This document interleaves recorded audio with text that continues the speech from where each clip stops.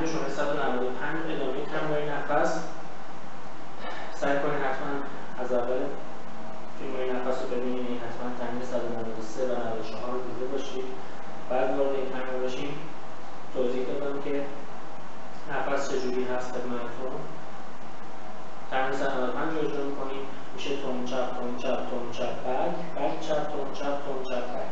اگر هر چند رو برای یک شماره بگیریم توی این میزان 4 تا چنگ داریم و اینکه سر هر چنگمون باید یه دونه حلقه داشته باشیم. تون چپ تون چپ تون چپ بک چپ تون چپ تون چپ بک. اول بدون حلقه تون چپ تون چپ تون چپ بک چپ تون چپ تون چپ بک.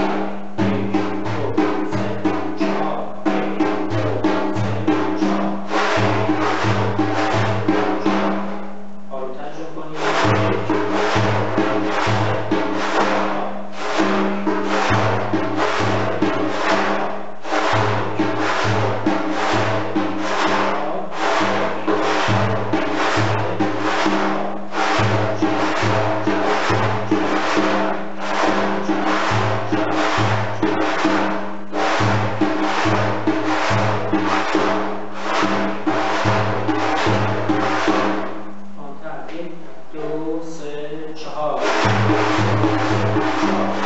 آرومتر شروع کنید.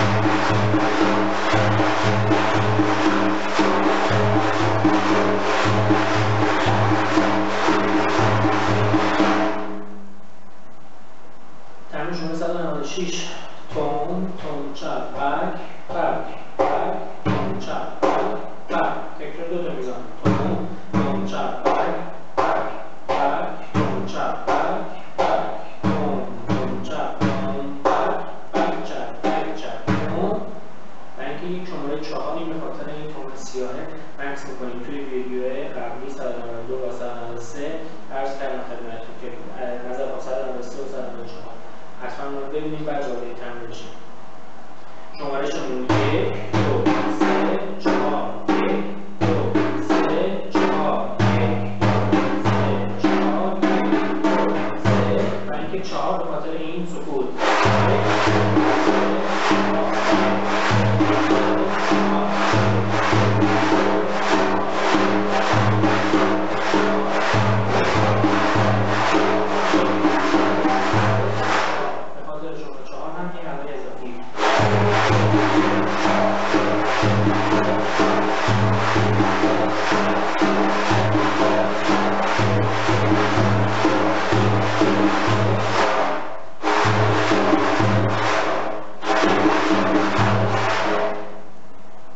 یه حلقه اضافی به خاطر تون که روش مکس